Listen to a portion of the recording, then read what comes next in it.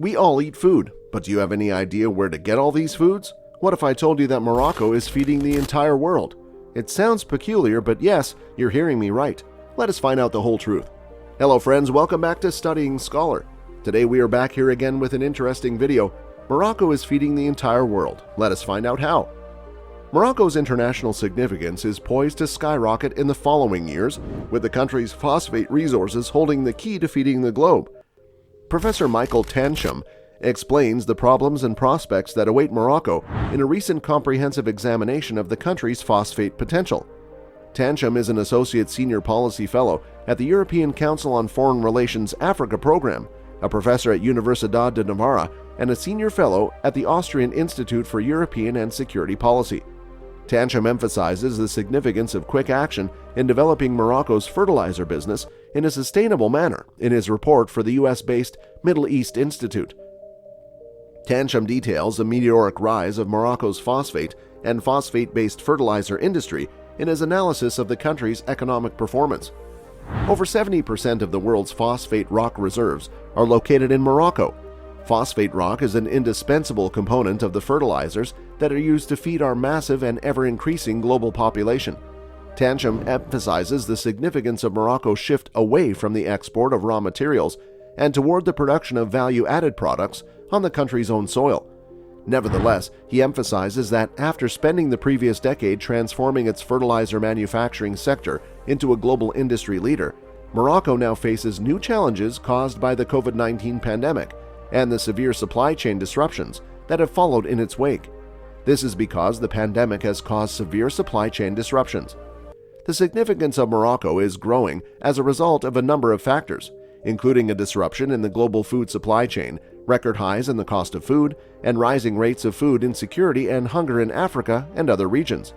Tansham emphasizes that if Morocco can succeed in helping to stem the rising tide of hunger in Africa, it will become one of the principal geopolitical actors on the continent.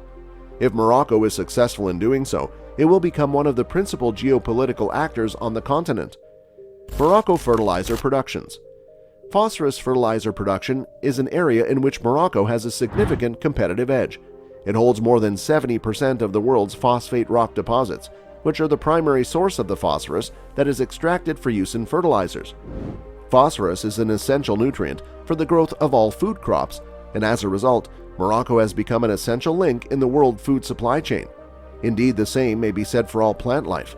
Phosphorus is a resource that cannot be replaced, in contrast to other limited resources such as fossil fuels. The worldwide market for phosphorus fertilizer was valued at over $59 billion in 2021.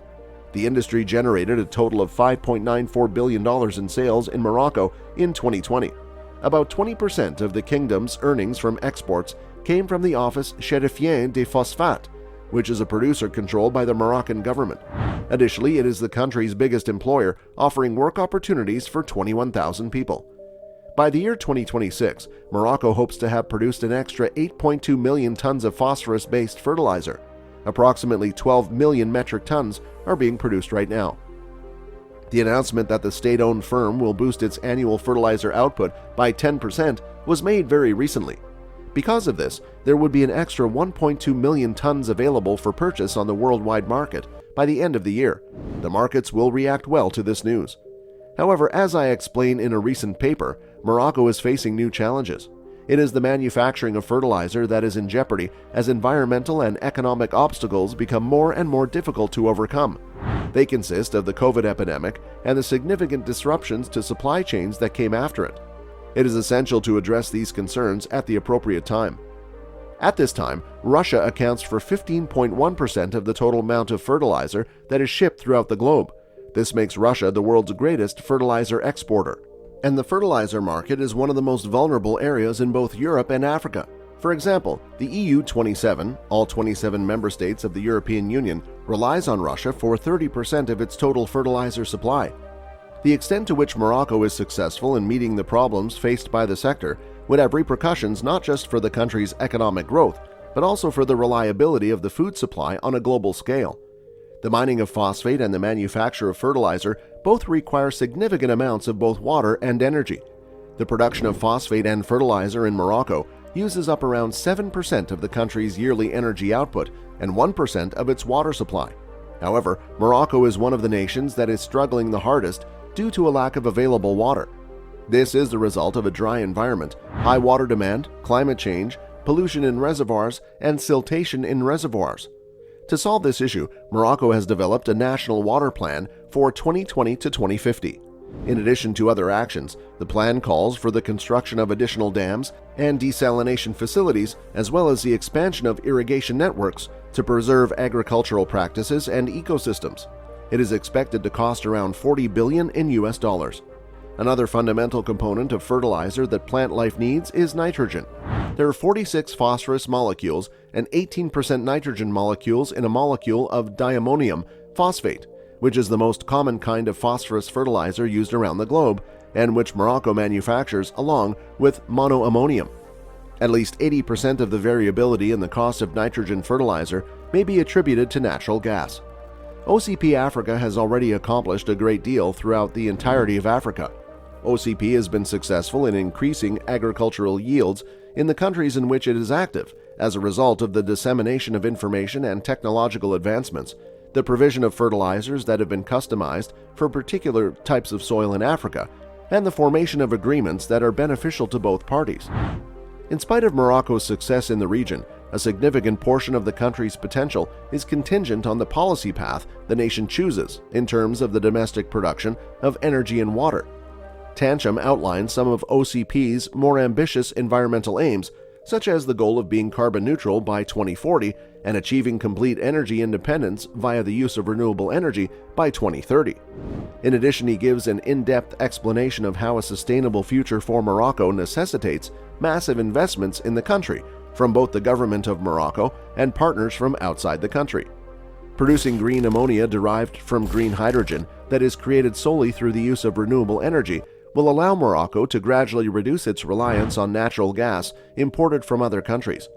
In addition, the nation is able to provide itself with an abundant water supply by utilizing desalination plants and sophisticated irrigation systems. However, in order to accomplish these goals, Morocco and the rest of the world need to move quickly. Tancham believes that there is a significant need for Morocco to dramatically increase the amount of energy that it produces. Green energy must not only be used to power the nation of Morocco, but it must also be used to operate a vast network of desalination plants, plants that produce green hydrogen, and facilities that manufacture phosphate and fertilizer. According to the findings of Tancham's research, how successfully Morocco fulfills its role as a gatekeeper of global food supply chains will ultimately depend on the country's success in achieving energy transition through the expansion of its renewable energy sector. An expansion of this scale requires investments from other countries, and Tancham anticipates that other nations will compete to invest in Morocco and strengthen ties within the country. According to what he has written, such investments provide the United States and Europe with the opportunity to raise the level of their strategic engagement with Morocco.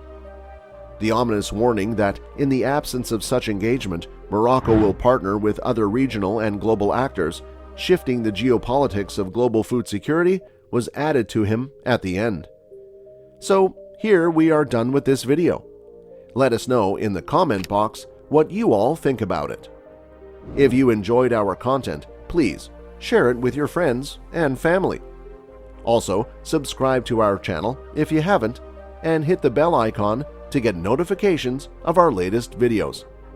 Thank you so much for watching this video, and we will see you in the next one.